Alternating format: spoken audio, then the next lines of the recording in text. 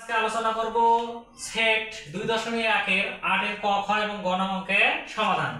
তাহলে এখানে দেওয়া আছে p এর মান a, q এর মান দেওয়া আছে bc। এখানে বলছে p * q। তাহলে এখানে আমরা প্রথমে p এর মান গুলো বসে নেব। p এর মান হচ্ছে এখানে a, এখানে ইনটু আছে, ইনটু দেব, ইনটু দেওয়ার পর আমরা b এবং c বসাবো। এখন এখানে গুণ করতে বলছে, তাহলে এখন আমরা গুণ করার সময় অ্যানসারগুলোকে a দ্বারা b কে গুণ করব, a দ্বারা b কে গুণ করব, তাহলে a b a b। এখন আমরা এখানে লিখব a দ্বারা c কে গুণ করে লিখব a c। তাহলে সেটার ক্ষেত্রে গুণগুলোকে এইভাবে করতে হয়। পরে বলছে q গুণন p, q গুণন p। তাহলে এখানে q এর মানটা আমরা এখানে বসাবো, q এর মানটা হচ্ছে b c ইনটু p মান আছে a। তাহলে এখন এখানে সমাধান b দ্বারা a কে গুণ করব, b a ইনটু ইনটু দেব না, কমা দিলে হবে। এখন কি করব আমরা c দ্বারা a কে গুণ করব, c a। আমাদের ক নম্বর প্রশ্নের অ্যানসার শেষ। এখন আমরা কি করব, a সমান 3 4 5 এ দে আ বলতে বোঝাচ্ছে যে দেওয়া আছে, b সমান 4 5 6, c সমান x y যদি হয়, তাহলে আমাদেরকে a intersection b into c। তাহলে a এর মানগুলো আমরা প্রথমে বসে দেব 3 4 5, তারপরে ইন্টারসেকশন আছে, ইন্টারসেকশন b এর মান আমরা বসে দেব 4 5 6 ইনটু c এর মান আছে x y। তাহলে এখন সেটার ক্ষেত্রে আমরা জানি যে প্রথম ব্র্যাকেট যেখানে থাকবে বা যে কোনো অঙ্কের ক্ষেত্রে, সরল অঙ্কের ক্ষেত্রে প্রথম ব্র্যাকেটের কাজ আমরা আগে, এজন্য তোমাদের সুবিধার জন্য আমি এখানে একটা টান দিলাম। তাহলে এটা আছে n, তাহলে এই nটাকে বলে হচ্ছে 2p, 2p বা এটার আরেকটা নাম আছে ক্যাপ। তাহলে ক্যাপটা শুধু একজনের মাথায় পড়া যায়, একজনের মাথায় পড়া যায়। এটা দ্বারা আমরা বুঝি যে কোন কোন উপাদানের মধ্যে মিল আছে, কোন কোন উপাদানের মধ্যে মিল হবে। তাহলে এখানে আমরা লক্ষ্য করব 2p বা ক্যাপ বা এটার আরেকটা নাম আছে ইন্টারসেক, রসই 9 11 ইন্টারসেক, ইন্টারসেক বা ইন্টারসেকশন। তো এখন আমরা মিল আছে, তাহলে খুঁজে বের করব 4 এবং 4 এর মিল আছে, 5 এবং 5 এর মিল আছে। তাহলে এখানে আমরা লিখব 4 5 বা 4 5 ইনটু এখানে আছে x y। তাহলে এখানে আমরা কি করব ইনটু, তাহলে এখন সাধারণ গুণ আমরা যেভাবে করি 3 * 4 = 12। তো সাধারণ গুণ সমষ্টিগতভাবে লিখতে হয়, কিন্তু 4 এর সঙ্গে যদি x থাকে তাহলে আমরা 4x লিখব না। সেটার ক্ষেত্রে আমরা 4, x এইভাবে ব্র্যাকেট দেব। সেটার নিয়ম হচ্ছে গুণগুলোকে আমরা আলাদা আলাদা করে কমা দিয়ে লিখব, কখনো একখানে করে লেখা যাবে না। তাহলে আশা করি তোমরা সবাই বুঝতে পারছো যে সেটের গুণগুলোকে কখনো সমষ্টিগতভাবে লেখা যাবে না, সেগুলোকে এরকম করে না লিখে আমরা কমা দিয়ে আলাদা আলাদা করে লিখব। তাহলে 4 দ্বারা x কে গুণ করব 4 এবং x, কমা দেব 4 দ্বারা y কে গুণ করব এখন আমরা 4 দ্বারা y। এখন দেখো এখানে আছে 5, 5 দ্বারা আবার x কে গুণ করব 5 এবং x।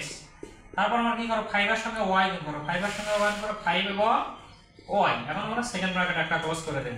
তাহলে চারটা সেট। তাহলে সেটার গুণের ক্ষেত্রে আমরা 4 এর সঙ্গে x গুণ করলাম, আলাদা করে কমা দিলাম, 4 এর সঙ্গে y গুণ করে আলাদা করে কমা দিলাম, 5 এর সঙ্গে আমরা x গুণ করে 5 এবং x, 5 এর সঙ্গে y গুণ করে 5 এবং y। তাহলে 5 y আমরা কেন লিখলাম এইভাবে, কারণ সেটার ক্ষেত্রে গুণটা কখনো সমষ্টিগতভাবে লেখা যায় না। তাহলে এটার উপাদান সংখ্যা 1 2 3 4। তাহলে যেটা নির্ণয় করতে বলছে প্রদত্ত রাশি মান নির্ণয় করতে বললে প্রদত্ত রাশি আমরা লিখি। তারপর দেখো গ নম্বর অঙ্কটাকে বলছে p সমান 3 5 7 এবং q সমান 5 7 যদি হয়, r সমান p মাইনাস q। এই চিহ্নটার নাম হচ্ছে বাদ বা বিয়োগ। এই চিহ্নটার নাম হচ্ছে বাদ বা বিয়োগ। বিয়োগ বলতে বোঝায়, তোমাদের গত ক্লাসে আমি সেট প্রথম ক্লাসে আলোচনা করছি যে বাদ বলতে বোঝায় যে সেটগুলো মিলবে সেটা হবে, সেটা বাদ দিতে হবে, এবং যেটা মিলবে না ডান পাশে সেটাও বাদ। তার শর্ত হচ্ছে বাদ বলতে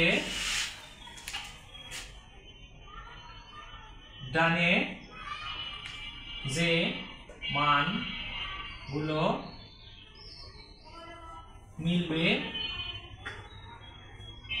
সব বাদ, আর যদি না মেলে তবুও ডানের সকল মান বাদ দেব না। তো তোমাদেরকে আমি বলছিলাম এটা। তাহলে এখন আমরা কি করব, এখানে p এর মান হলো 3 5 7। এখন বাদ চিহ্নটা আমরা এইভাবে দিতে পারি, এটাতে আছে 5 এবং 7, তাহলে 5 7 5 7 মিল আছে। তাহলে আমরা কি করলাম, এই দুটো বাদ দেব। বাদ বলতে বোঝাচ্ছে কি, ডানে যে মানগুলো মিলবে সব বাদ, না মিলে তবুও বাদ, ডানের সকল মান বাদ যাবে। তাহলে আমাদের সেই সিস্টেমের মধ্যে পড়েনি, শুধু মিল আছে যেগুলো সেগুলো বাদ দিলাম। তাহলে এখানে থাকলো 3। তাহলে এখন দেখো আর এর মানটা আমরা এখানে বের করে নিলাম। p এবং q এর মান এখানে দেওয়া আছে, p এর মান দেওয়া আছে আমাদের এখানে 3 5 7, ইউনিয়ন q এর মান দেওয়া আছে আমাদের 5 7, 5 এবং 7 5 7, কিন্তু r এর মান আমরা পাইছি হচ্ছে 3। তাহলে আমরা জানি ইউনিয়ন বলতে বোঝায় যে সবগুলোকে একখানে করা। তাহলে প্রথম ক্লাসে আমি এটা আলোচনা করছিলাম যে ইউনিয়ন মানে একখানে করা, কারণ এটাকে কাপ বলা হয়। কাপ বলতে বোঝাচ্ছে চা করা বোঝায়, চা। তাহলে চার মধ্যে সকল উপাদানগুলো সবগুলো অনেকগুলোকে একখানে করে চা বানানো হয়, যেমন চা পাতি, তারপরে হচ্ছে চিনি, তারপরে দেওয়া হয় মধ্যে পানি দেওয়া হয়, লং, অনেক কিছু দিয়ে চা দেওয়া। এই জন্য সবগুলোকে এখানে আমরা বোঝাচ্ছি যে একখানে করবো। তাহলে একখানে করবো, তাহলে দেখো 3 3, এখানে একটা 5, এখানে দুটো 5, একাধিক মান যদি থাকে দুটো মান তার মধ্যে একটা লিখতে হয়। 7 দুটো আছে, দুটোর মধ্যে একটা লিখতে হবে না, একটা লিখলাম 3 5 7 ইনটু 3। তাহলে আবার আমরা কি করব, এই পাশে আমরা 6 নম্বর অঙ্কটাতে গুণ করছি, তাহলে এগুলো গুণ করে লেখা যাবে না। তাহলে 3 গুণন 3, 3 3 কে 9 কখনোই লিখবো না আমরা। তাহলে 3 এর সঙ্গে 3 আলাদা করে ব্র্যাকেট দিয়ে কমা দিয়ে লিখবো আমরা।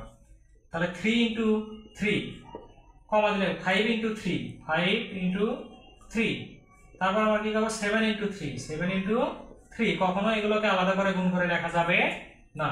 তাহলে এটা অ্যানসার। তাহলে আমাদের 8 এর অঙ্কের অ্যানসার শেষ।